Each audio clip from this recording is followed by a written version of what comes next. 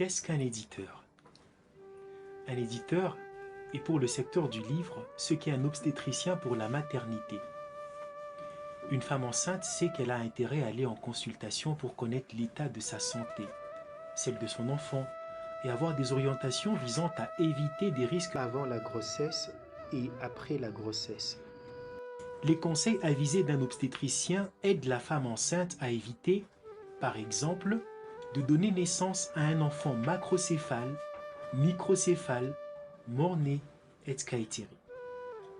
Le gynécologue accompagne et contrôle la grossesse de la femme enceinte lors de visites régulières. Il surveille le développement de l'embryon, puis du fœtus, et l'impact de ce dernier sur la future maman. Après quelques mois de grossesse, le gynécologue peut observer le sexe du bébé à l'aide d'une échographie. S'il est obstétricien, dans un service hospitalier ou une clinique, il supervise l'accouchement, souvent pratiqué par une sage-femme. Au moindre problème, il intervient. Il surveille également les conséquences de l'accouchement sur la santé de la mère. Au-delà de l'accouchement, le gynécologue suit toutes les étapes de la vie de la femme. Sexualité, contraception, ligature des trompes. Comme spécialiste de la lutte contre la stérilité, il peut aussi recourir à des méthodes de procréation assistée. L'éditeur lit ou fait lire votre projet de publication, votre manuscrit, à des lecteurs internes ou externes. Il vous propose les amendements nécessaires à apporter à votre texte, détermine si votre texte doit subir une réécriture. Il conseille sur la période où un livre devrait paraître. À l'aide d'un planning, il propose le contrat d'édition qui convient à votre manuscrit. L'éditeur apporte les corrections nécessaires du point de vue de la forme. Il trouve les bons illustrateurs, négocie avec les libraires. Le travail d'éditeur est un travail dur. Les critiques littéraires le savent. Eux, au moins, ne perdent pas les lecteurs, disons, le public, avec des commentaires désobligeants, des commentaires inappropriés. Quand ils sont bien formés, les critiques littéraires éclairent l'opinion du public sur le fond et même sur la forme de l'œuvre. Il convient donc de ne pas juger un livre à sa couverture. C'est un principe de haute portée scientifique. Si vous ne savez rien sur un livre, il vaut mieux se taire. Ainsi, vous donnerez aux éditeurs et aux critiques littéraires l'occasion de vous donner le meilleur d'eux-mêmes, au plaisir de chaque lecteur, votre plaisir, pourquoi pas, votre bonheur par-dessus tout.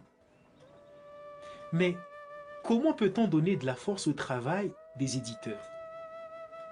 C'est certain. Une maison d'édition fermera vite ses portes s'il n'y a pas d'auteur. Ceux-ci, c'est-à-dire les auteurs, vont vite renoncer à leur travail s'il n'y a pas de lecteurs. Les lecteurs, quant à eux, ne sauraient trouver à lire en l'absence de bibliothèques et de librairies. Passez alors régulièrement en librairie et en bibliothèque pour vous imprégner des contenus produits et procurez-vous vos exemplaires. Ensuite, recommandez les livres qui vous ont plu à votre conjoint, à vos enfants, à vos élèves, à vos étudiants, à vos collègues, bref, à votre entourage. Parents, enseignants, gouvernants, votre rôle est prépondérant.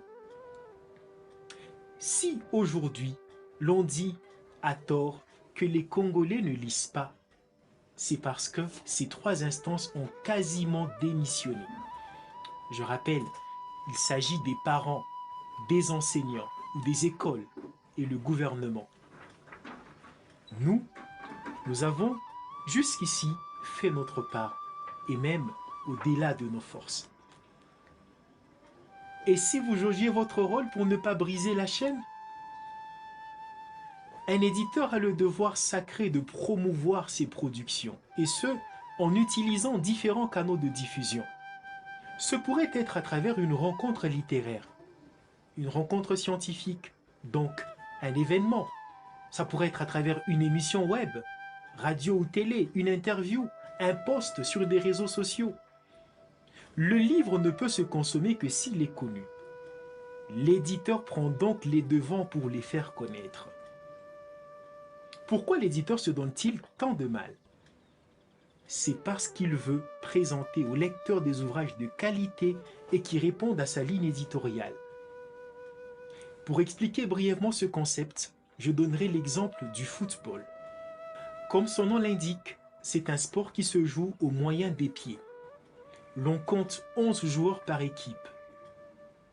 Le football a son propre ballon, son propre type de terrain, de nombreuses règles de jeu qui diffèrent des caractéristiques du basketball par exemple.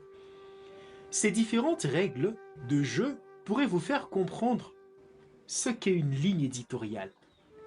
Il peut également utiliser un communiqué de presse. Nous parlons là de l'éditeur. Il peut utiliser un communiqué de presse, un podcast, un dépôt en librairie, une diffusion au format EPUB, audio, etc. En définitive, un éditeur doit être une personne ouverte d'esprit, dotée d'une grande capacité managériale, car ayant beaucoup d'interlocuteurs dans l'exercice de son métier. L'éditeur doit être une personne cultivée, pourquoi pas un rat de bibliothèque, voire un génie. Ça ne tuerait personne qu'il ait tant de qualités, autant d'atouts. Ça devrait, par contre, vous rassurer. Vous l'avez compris, le métier d'éditeur est subtil. Il revêt par moments un caractère vital.